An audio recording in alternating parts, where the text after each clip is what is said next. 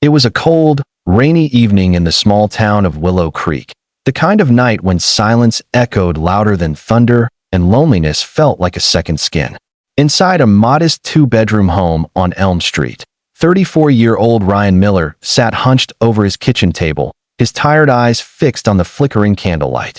He had just tucked his 7-year-old son, Jake, into bed after another long day of juggling work, bills, and the emptiness left behind by his wife's death 3 years ago. His was a life quietly stitched together by survival, working double shifts as a mechanic, cooking quick meals, and pretending the ache in his heart had healed. Then came the knock. It was soft at first, hesitant, almost fearful, but when it didn't stop, Ryan frowned and got up. He wasn't expecting anyone. As he approached the front door, the sound of heavy rain grew louder, washing against the porch like a stormy wave. He opened the door and froze.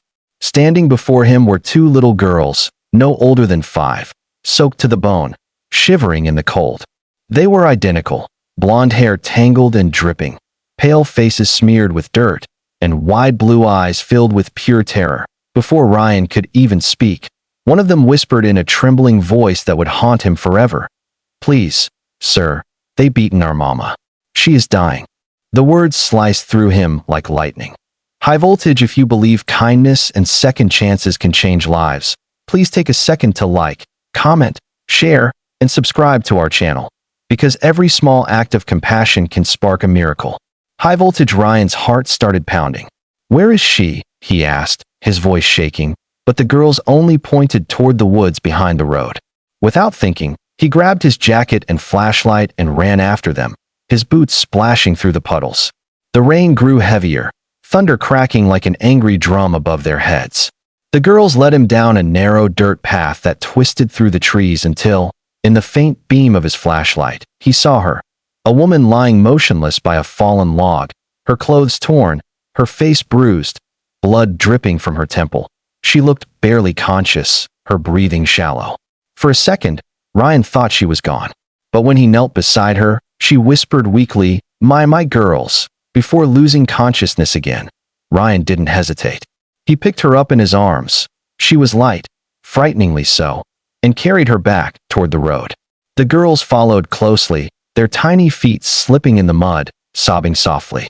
He got her into his old pickup truck, wrapped his coat around her, and drove straight to the nearest hospital, praying under his breath the whole way to the emergency room. The nurses rushed her away on a stretcher while the twins clung to each other in the waiting area, trembling. Ryan sat beside them, unsure what to say, unsure why this mattered so much to him, but he couldn't walk away. Something in their eyes reminded him of Jake's the night his wife had died. Scared, lost, desperate for safety. Hours passed. The doctor finally emerged, his expression grim but hopeful. "She's stable now," he said. "Severe bruising, a mild concussion, but she'll recover. It looks like she was attacked, maybe by someone she knew." Ryan exhaled, relief flooding his chest. The girls instantly hugged him, their tiny arms wrapping around his neck as if he were their protector now. The next morning, when the woman finally woke, she looked confused seeing Ryan sitting beside her. You saved me," she murmured, her voice hoarse. "I thought I was going to die out there." Her name was Emily Grace, a 28-year-old single mother who had moved to town only a month ago. Her husband, she said, had been violent for years, controlling, abusive, and unpredictable. The previous night, after another fight, she had tried to leave with her daughters. But he'd found her before she could reach the bus stop, beating her until she blacked out. The twins had escaped and run for help, straight to Ryan's door. 4 days, Ryan stayed involved, checking on Emily and the girls, bringing food, helping the nurses with little things. His son Jake grew attached to the twins, Lily and Lila, instantly.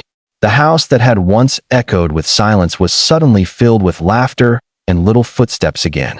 Emily, though fragile, started smiling too. But the shadow of her past still lingered. Her husband, Mark, had disappeared after the attack, and the police were still looking for him. As weeks passed, Ryan helped Emily settle into a small rental near his place.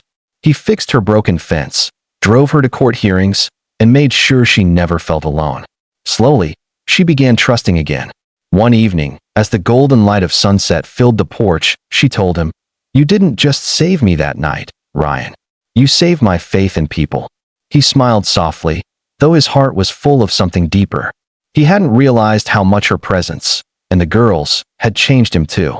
Jake adored them, and Emily's gentle voice brought warmth back into his home. But peace never stays long when pain has roots. One stormy night, months later, as Ryan was reading Jake a bedtime story, a loud crash echoed from outside. He rushed to the window. His headlights caught a shadowy figure standing near Emily's house. His gut clenched. It was Mark. Without hesitation, Ryan grabbed his phone, called the police, and sprinted out into the rain. He could hear shouting, Emily's terrified voice, the girls crying. Bursting through her door, Ryan saw Mark standing there, his face twisted with rage, holding a knife. "You think you can take my family away from me?" he roared. Ryan didn't flinch. He stepped between Mark and Emily, shielding her with his body. "You already lost them when you chose violence," he said firmly.